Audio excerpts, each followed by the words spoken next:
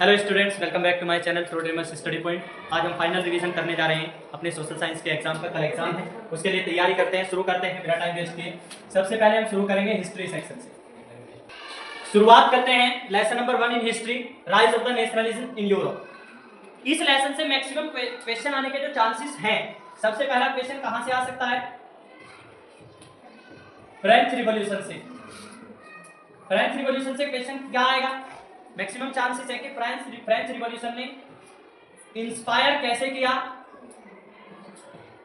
Europeans को, जो European countries को ने इंस्पायर कैसे किया, किसके लिए? To create nation state. या फ्रेंच रिवॉल्यूशन ने स्ट्रेटन कैसे की feelings of nationalism among European countries. Basically आपको फ्रेंच रिवॉल्यूशन पूरा पढ़ के जाना है ताकि आप लोगों को फ्रेंच रिवॉल्यूशन में कोई डाउट ना रहे। फ्रेंच रिवॉल्यूशन से एसोसिएटेड क्वेश्चन पहला कि भैया फ्रेंच रिवॉल्यूशन ने किस तरह से यूरोपियन को क्या किया था? इंस्पायर किया था टू बी नेशन स्टेट। ठीक है। इसके अलावा नेशनलिस्ट सेंटिमेंट को किस तरह से क्या किया गया था? ट्रांसपोर्ट किया गया था among the European. It is not only about the European as well as about the other countries also of the other continents. इसके अलावा फ्रेंच रिवॉल्यूशन से ही दूसरा सेगमेंट क्या आता है? नेपोलियन। नेपोलियन बोनापार्ट के बारे में आपसे पूछेगा कि नेपोलियनिक कोड। नेपोलियनिक कोड्स आपको अच्छे से पढ़ के जाना है। नेपोलियनिक कोड से चांसेस जरूर हैं क्वेश्चन आने के। क्वेश्चन आने के चांसेस नेपोलियनिक कोड से जरूर है। नेपोलियनिक कोड क्या था? नेपोलियनिक कोड से क्वेश्चन कई तरह से आ सकता है। एक तो कहेगा कि एडमिनिस्ट्रेटिव सिस्टम को इफिशिएंट बनाने के लिए नेपोलियनिक कोड में क्या चेंजेस लाए गए थे। इसके अलावा पूछ लेगा पॉलिटिकल चेंजेस क्या किए थे नेपोलियनिक कोड में। बेसिकली आपको जो क्वेश्चन मैक्सिमम मिलता है वो मिलता है एडमिनिस्ट्रेटिव सिस्टम के बारे में नेपोलियनिक कोड से। तो यह आपको ध्यान रखना है, नेपोलियनिक कोड को बहुत अच्छे से पढ़ के जाना है, यहां से क्वेश्चन मिलेगा ही मिलेगा। ठीक है। इसके बाद Napoleon versus prep countries. Napoleon versus prep countries. मैं आपको क्वेश्चंस बता रहा हूं टॉपिक से, जो टॉपिक इंपॉर्टेंट समझे या जिनसे मैक्सिमम क्वेश्चन आते हैं, इनसे बाहर क्वेश्चन शायद नहीं आएगा। ठीक है। तो Napoleonic versus prep countries. Napoleon और प्रेप कंट्री की जो राइवलरी थी, उस राइवलरी को समझना है, ध्यान से पढ़ना। और इसका अनदर वर्ड में पहले तो नेपोलियन और प्रेप कंट्रीज, इनकी कंट्रोवर्सी के बाद क्या? कांग्रेस ऑफ वियना 1815 या feeling of conservatism. Feeling of conservatism. In topic से क्वेश्चन जरूर आएगा 1, 2, 3, 5 नंबर में। ठीक है। यहां से या तो यहां से 5 नंबर में क्वेश्चन जरूर। Treaty of Vienna is very important. कहां हुआ था है बेटा? हाँ, कांग्रेस ऑफ वियना और ट्रीटी ऑफ वियना, इसको दोनों नाम से जाना जाता है। Treaty of Vienna, congress of Vienna, इन दोनों नामों से इसे जाना जाता है। 1815। ठीक है। किस किस के बीच में हुआ था? नेपोलियन और प्रेप कंट्रीज के बीच में। After the defeat of Napoleon. कब? 1815 में। कहां हारा था? वाटरलू में, जो कहां है आज प्रेजेंट डे रसिया में। ठीक है। तो ये सारी चीजें आपको यहां तक इन 3 टॉपिक से क्वेश्चन जरूर मिलने वाला है आपको एग्जाम में। इसके अलावा अब इसके बाद जब हम बात करेंगे नेपोलियनिक कोड के बाद, क्वेश्चन जो आएगा कंजर्वेटिज्म सेंटिमेंट्स। कंजर्वेटिव थे after treaty of Vienna. Conservative के हार्ट में एक तरह से उनके माइंड में ये सेट हुआ कि हमने कैसी सोसाइटी चाहिए? पुरानी सोसाइटी चाहिए, जैसा हमारा पुराना पॉलिटिकल सिस्टम था। तो ये क्वेश्चन आएगा कि how did conservative sentiments go through after the treaty of Vienna. क्या सोचा था उन्होंने? तो उन्होंने कहा हमें पुराने दिन वापस चाहिए, हमारा जो पुराना पॉलिटिकल सिस्टम था वो चाहिए, लेकिन जो अच्छे चेंजेस हैं वो हम क्या करेंगे? एक्सेप्ट कर लेंगे। इससे पहले ऐसा नहीं था। यहां पर बस ट्रीटी ऑफ वियना के बाद एक ये मेजर चेंज आया कि जो कंजर्वेटिव्स थे वो सोचने लगे कि अब हमें थोड़ा थोड़ा समय के साथ भी चलना चाहिए। ठीक है, कंजर्वेटिव। इसके बाद एक क्वेश्चन ना काफी इंपॉर्टेंट होता है और वो आता भी है, अक्सर आता है। कहां से आएगा? लिबरलिज्म।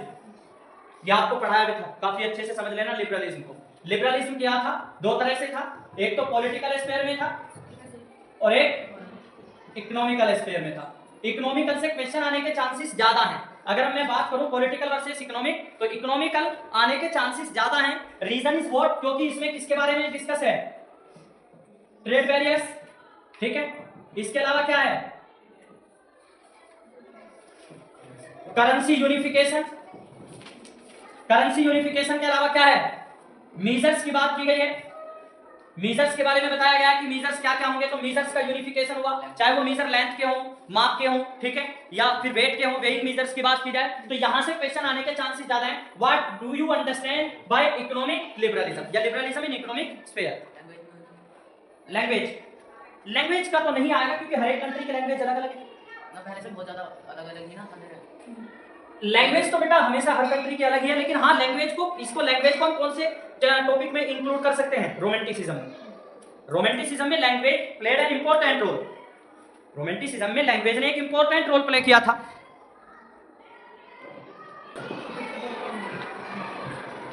पॉलिटिकल स्फीयर में क्या,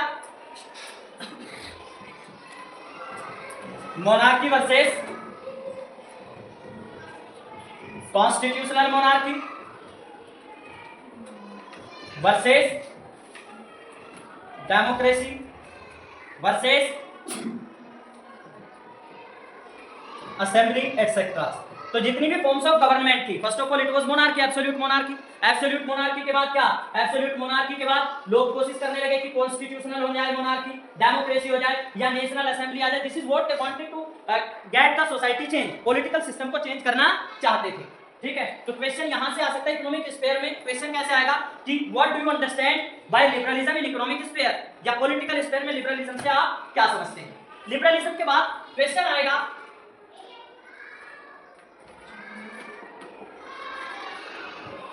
hunger,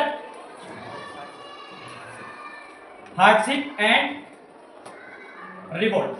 hunger, hardship and revolt से क्वेश्चन जो आता है अक्सर, कहां से आता है, स्लम क्रिएशन। स्लम क्रिएशन क्या था कि अर्बन एरियाज में पॉपुलेशन कैसे बढ़ी थी, याद है आपको, अर्बन एरियाज में पॉपुलेशन कैसे बढ़ी थी, क्या रीजन हुआ था, गांव के लोग कहां शिफ्ट हुए थे, शहरों में, अच्छी रोजगार के लिए।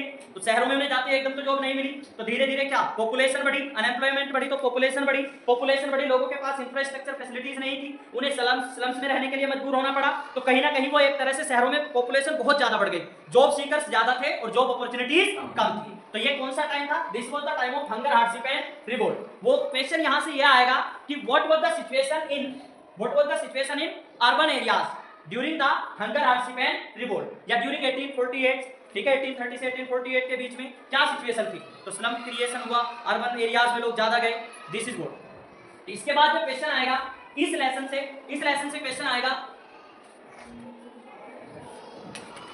मेकिंग ऑफ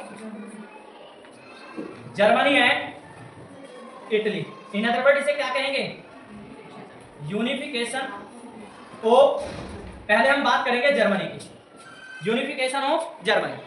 जर्मनी में एक तो क्वेश्चन आएगा किंग ऑफ प्रशिया के बारे में, किससे रिलेटेड होगा क्वेश्चन, अगर आपको याद है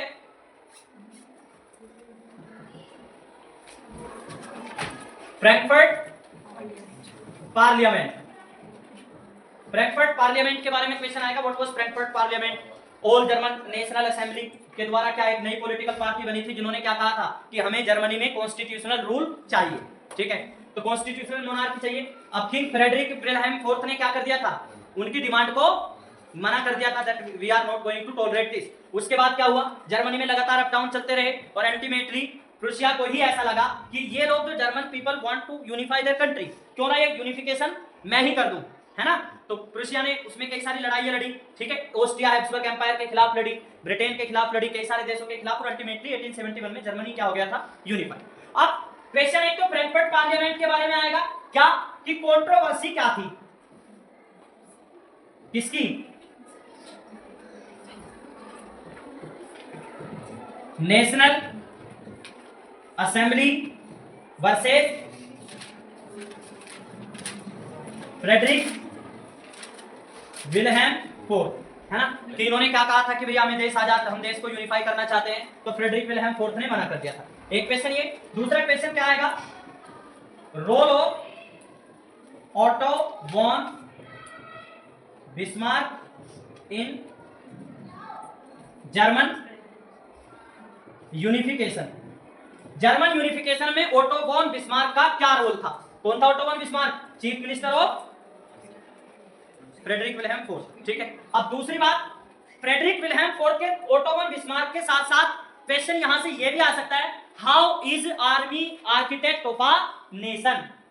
जो जर्मन यूनिफिकेशन है उसके सबसे ऊपर हेडिंग क्या है? हेडिंग यही है ना, what is the role of army, can army be the architect of a nation, क्या आर्मी एक नेशन का आर्किटेक्ट हो सकती है? तो वहां पर क्वेश्चन ये भी आ सकता है कि can army be the architect of a nation, या how was army, what was the role of army in German unification. तो उसमें रेफरेंस आप किसका लेंगे? ओटो वॉन बिस्मार्क का लेंगे, और उसके रेफरेंस से आप बताएंगे कि ओटो वॉन बिस्मार्क ने कई सारी लड़ाइयां लड़ी, वहां पर कई सारे एक्सटर्नल रूलर्स को हराने के बाद अल्टीमेटली 1871 में जर्मनी क्या हो गया था? यूनिफाई हो गया।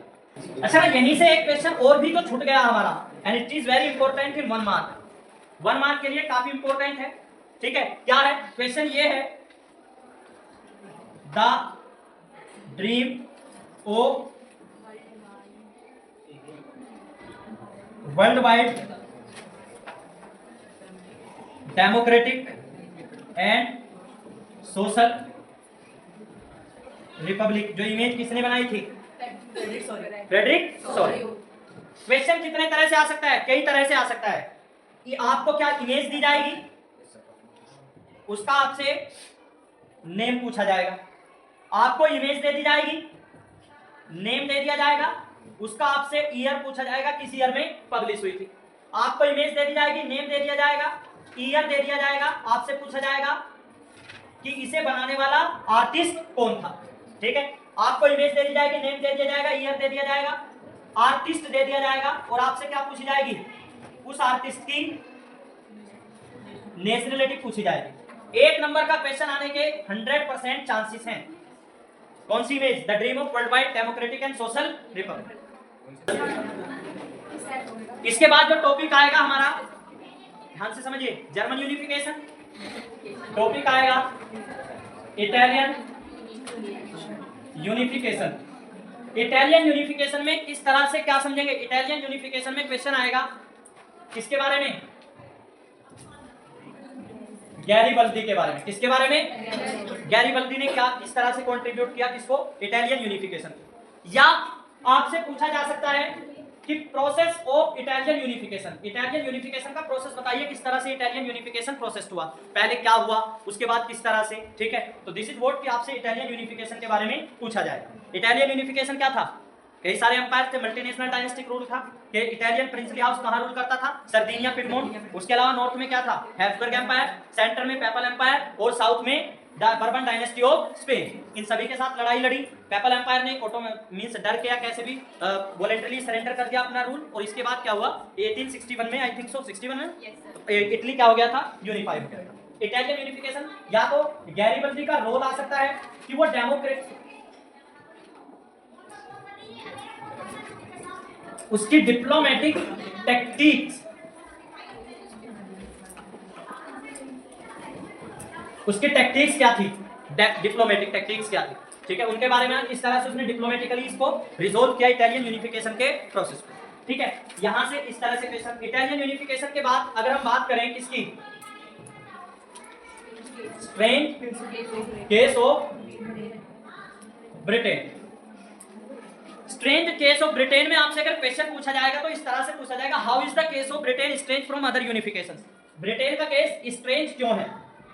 क्यों है? क्योंकि ना तो यहाँ पे रिवोल्ट हुआ, ना लोगों का इनिशिएट हुआ, इट वाज अ क्या प्रोसेस था, और ये प्रोसेस कैसा था? ग्रेजुअल प्रोसेस था, जिसमें अलग अलग तरीके से ब्रिटेन ने क्या किया था, अपने आप को इस्टेब्लिश किया था in the British Isles. British Isles में इस्टेब्लिश किया था। ब्रिटिश आइल्स, यूनाइटेड किंगडम और ग्रेट ब्रिटेन, ये तीनों टर्म्स आपकी क्लियर होनी चाहिए, ताकि आपको पता चल जाए तीनों में डिफरेंस क्या है। इन तीनों से भी क्वेश्चन पूछ सकता है कि इन कंट्री में से ग्रेट ब्रिटेन में किसे इंक्लूड करेंगे, या ब्रिटिश आइल्स में कौन कौन सी कंट्री आती है, या United kingdom of great Britain कौन कौन सी कंट्री को मिलाकर बनता है, ठीक है। अब जो लास्ट टॉपिक है हमारी बुक में, लास्ट टॉपिक है नेशनलिज्म एंड इंपेरियलिज्म।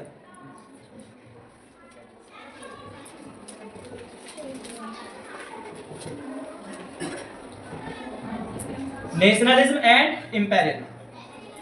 नेशनलिज्म और इंपेरियलिज्म की अगर बात की जाए, यहां से क्वेश्चन क्या आ जाएगा, how was the nationalism nationalist sentiment goes in the late 19th century. Late 19th century में नेशनलिज्म का मीनिंग क्या था, ठीक है, मीनिंग के बारे में क्वेश्चन आएगा, या किस तरह से लोग एसोसिएट कर रहे थे in the late 19th century about the nationalism के बारे में, इंटर इंपेरियलिज्म क्या था। इसके बाद जो एलेगोरीज है, जो एलेगोरीज है, ठीक है, एलेगोरीज से क्वेश्चन आएगा, किसके बारे में, जर्मेनिया के बारे में आएगा, ठीक है, जर्मेनिया के बारे में जो मैक्सिमम क्वेश्चन आता है किसके बारे में आता है, ओक क्राउन के बारे में, कि ओक क्राउन जो जर्मेनिया के जो सिर पे मुकुट है, ओक क्राउन, वो उसका मीनिंग क्या, वो किसे रिप्रेजेंट कर रहा है, how does to what oak crown represent, it represents bravery या हीरोइज्म, किसे रिप्रेजेंट कर रहा है, हीरोइज्म। या क्वेश्चन क्या आएगा कि ये जो आपको इमेज दे दी जाएगी जर्मेनिया की दे दी जाएगी, ठीक है, और इसके अलावा किसकी, मैरी एंटोइनेट की दे दी जाएगी, ठीक है, और पूछा जाएगा कि बताइए इन दोनों कोई एक इमेज दे दी जाएगी कि ये किसकी इमेज है, एंटोइनेट की है, जर्मेनिया की है, स्टैचू ऑफ लिबर्टी है, आपको अलग अलग ऑप्शन दे दिए जाएंगे, तो आपको पहचानना है कि कौन सी इमेज किसकी है। अगर ओक लीव है, आपको पहचान कैसे डिस्टिंक्ट करेंगे, ओक लीव से, अगर सिर पे ओक लीव का क्राउन है, what it mean, this is Germany, otherwise it is Marie Antoinette which is representing the France. तो इस लेसन से इतने क्वेश्चन इस तरह से आ सकते हैं, ठीक है, ये हमारा लेसन नंबर 1 हुआ हिस्ट्री का। इसके बाद बात करेंगे लेसन नंबर 2 हिस्ट्री, और इसमें हम बात करेंगे what is the name of lesson, nationalism in India. Continue कहां से होता है, कंटिन्यू होता है from the lesson where we have left the lesson number 1 of nationalism in Europe, imperialism और नेशनलिज्म। इंपेरियल गवर्नमेंट थी हमारी कंट्री में, इंपेरियल को सबसे पहले क्वेश्चन आएगा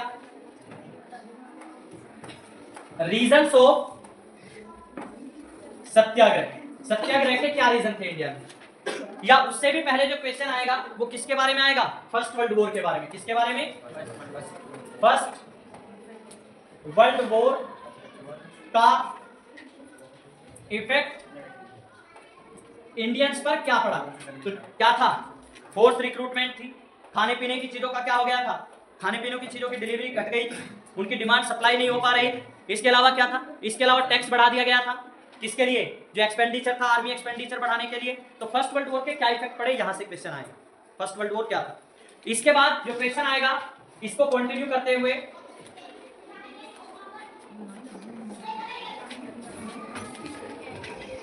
रोलेट एक्ट के बारे में क्वेश्चन आएगा, रोलेट एक्ट क्या था, रोलेट एक्ट क्यों लगाया था, 1 नंबर में क्वेश्चन आएगा, 3 नंबर में, ठीक है, कि रोलेट एक्ट क्या था, क्या था। कोई भी नेशनलिस्ट सेंटीमेंट की बात नहीं करेगा, अगर कोई ऐसा करता हुआ पाया जाता है तो उसे क्या होगी, विदाउट ट्रायल 2 इयर्स इंप्रिजनमेंट। तो इस चीज को लेकर इंडिया काफी गुस्सा थे। अब जैसे रोलेट एक्ट आया तो उसके बाद क्वेश्चन कहां से आ सकता है, सत्याग्रह को डिफाइन करने के लिए आ सकता है, सत्याग्रह को डिफाइन करने के लिए, ठीक है। इसके अलावा क्वेश्चन कहां से आ सकता है, सत्याग्रह के अलावा, सत्याग्रह के अलावा क्वेश्चन आ सकता है कि सत्याग्रह था क्या, व्हाट वाज सत्याग्रह, या how did satyagraha initiated in India, satyagraha किसने शुरू किया था, ये क्या था सत्याग्रह। तो सत्याग्रह को बहुत अच्छे से पढ़ के जाना है आपको, क्योंकि क्वेश्चन 100% आएगा सत्याग्रह से, ठीक है। इसके बाद क्या आया, साइमन कमीशन, और साइमन कमीशन में आएगा कि साइमन कमीशन को इंडियंस ने क्यों प्रोटेस्ट किया, इसके अगेंस्ट प्रोटेस्ट बाय इंडियंस। तो आपको मैंने बताया था कि साइमन कमीशन ऐसा कमीशन था जो सत्याग्रह के बाद इनिशिएट किया गया था। सर जॉन साइमन को भेजा गया था इंडिया में कि आप इंडियन के लिए क्या बनाइए, कॉन्स्टिट्यूशन बनाइए। अब उन्हें ना तो इंडिया के बारे में पता था ना इंडियंस के बारे में पता था, तो इंडियन ने क्या देखा कि एक बाहरी व्यक्ति हमारे लिए क्या कॉन्स्टिट्यूशन बनाएगा, ना इसे इंडिया की टोपोग्राफी के बारे में पढ़ा है, ना रिलीजन के बारे में पता है इसे, ना इसे हमारे देश की पॉपुलेशन के बारे में पता है। तो लोगों ने साइमन का क्या किया, विरोध किया। तो साइमन कमीशन से क्वेश्चन आएगा कि साइमन कमीशन का इंडियंस ने क्यों प्रोटेस्ट किया, क्यों इसके अगेंस्ट गए Indians. Simon outcomes of NCM, non cooperation movement, यहां से क्वेश्चन 100% आना है एग्जाम में। अब हमने नॉन कोऑपरेशन मूवमेंट को अलग अलग तरह से पढ़ा था, शहर में रहने वाले लोगों के लिए कुछ और था, ठीक है, इसके अलावा गांव में रहने वाले के लिए कुछ और था, फार्मर्स के लिए इसका मीनिंग कुछ और था, ट्राइबल्स के लिए इसका मीनिंग कुछ और था, इंडस्ट्रियलिस्ट के लिए इसका मीनिंग कुछ और था। तो आपको सारे पर्सपेक्टिव ध्यान से रिवाइज करने हैं। क्वेश्चन ये पूछेगा what did non cooperation movement stands for tribal communities. Tribal communities के लिए नॉन कोऑपरेशन मूवमेंट का क्या मीनिंग था? तो ट्राइबल कम्युनिटीज क्या चाहती थी कि हमारे जो ट्रेडिशनल राइट्स हैं वो क्या रहे, सस्टेन रहे, वो बने रहे। हम जो फायरवुड्स का यूज कर रहे हैं या हमारी हर्ब्स का यूज कर रहे हैं, सर्ब्स का यूज कर रहे हैं या फॉरेस्ट प्रोडक्ट का यूज कर रहे हैं, अपनी लाइफ को हम जैसे चला रहे हैं ऐसे ही हमारी लाइफ चलती रहे। तो यहाँ से क्वेश्चन नॉन कोऑपरेशन मूवमेंट को हर एक बच्चा बहुत अच्छे से रिवाइज कर ले। गाँव के लोग क्या चाहते थे, हमें रोजगार मिल जाए।